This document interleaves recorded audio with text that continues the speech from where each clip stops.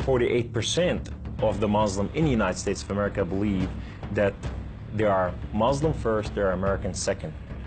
Our purpose is to change this culture because they're infidel, and what they're doing is not pleasing to Allah, and we are the soldier of Allah who will make them do it.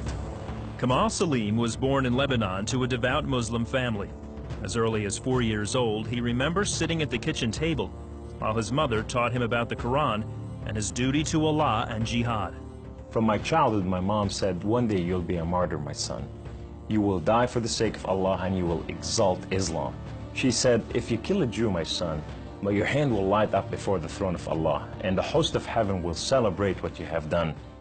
Kamal was 7 when his parents sent him to Muslim training camps to learn to use weapons and engage and kill the enemy.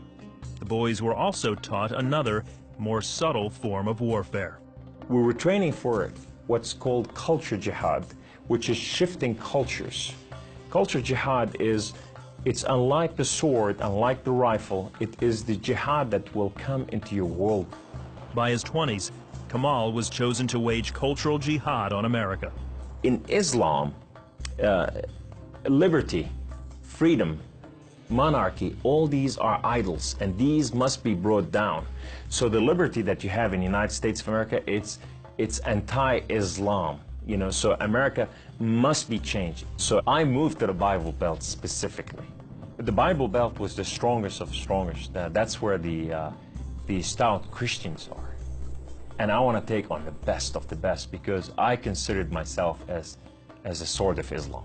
I thought I'm anointed, I'm unique, I'm selected, I'm coming to a country and a culture to change it, and I have the power of Allah with me. In the early 1980s, Kamal entrenched himself in a small Midwestern town. He began targeting men from poorer neighborhoods to recruit them to the Muslim faith. But one afternoon, his life would be in the hands of those he hated the most. I was going from one place to another to do a recruitment, and that day I had a car wreck. The car wreck was so severe, I ejected out of my car, landed on my neck, broke my neck in 2 places. This man came running to me, and he said, don't worry, we're gonna take care of you, and everything's gonna be all right. The ambulance came and picked me up, and now I go to the hospital. The orthopedic surgeon in the emergency room looked at my chart, and he just said, son, we are going to take care of you, and everything's gonna be all right. The second day, I wake up in the hospital, and this head of physical therapy, come and read my chart, and he turned around and he said the same thing, word for word, we are going to take care of you. At first, Kamal was frightened by their words, because these men were all Christians. You see, in terrorism, if they said we're going to take care of you, you'd better run.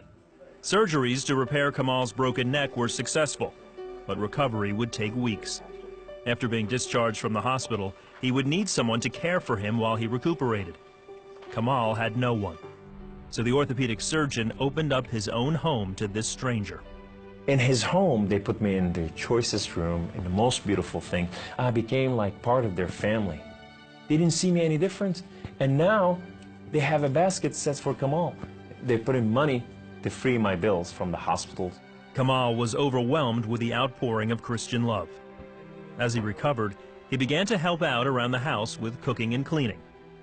They have Jewish friends, they came from Israel, that they support, you know, and now I'm hugging Israelis and I'm cooking for Jews. I'm going, what has happened to me? When Kamal was able to take care of himself and return to his apartment, the doctor had another surprise for him. He said, this is the keys to the house, and here's an extra key, this is your new car. We just want to bless you. You can come anytime you want. So I go to my home, and I go to my cold place that I haven't been there in months, and dust is this thick. And I just gotta settle this issue with my God to know that if it's real or not. So I walk inside, I shut the door, I go right in the eastern window, and I fall on my knees, and I put my hands to the heavens, and I cry up to my God. Allah, Allah, my Lord and my King, why have you done such a thing to me? I'm okay with the car wreck. I'm okay with all this, but why did you put me among Christians? I'm confused. These Christians and Jews, they're good people. There's nothing wrong with them. They don't want to kill us. They're not the same thing that I learned about them. Allah, these people have relationship with their God. These people, they cry out to the God and they answer them. I want to hear your voice. I want to hear you love me. If you're real, speak to me. I want to hear your voice.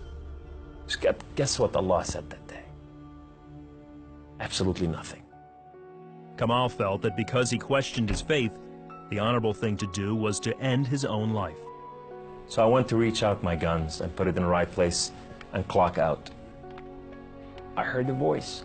The voice knew me by name. He said, Kamal, Kamal, Kamal, why don't you call on God of Father Abraham and Isaac and Jacob? And now I fell on my knees and I put my hands to the heavens immediately as I heard the voice, and I cried out with every fiber within me, God of Father Abraham, if you are real, would you speak to me? God of Father Abraham, if you are real, I want to know you. Well, God of Father Abraham came to the room, and he filled the room with his glory, and his name was Yahweh. The Lord is one. In his hand, he has holes in his hand. He has holes in his feet. His name is Jesus. I said to him, who are you, my Lord? Who are you? He said, I am that I am. I said, I'm a simple man with a simple mind. What is that supposed to mean? He said, I am the Alpha. I am the Omega. I am the beginning. I am the end.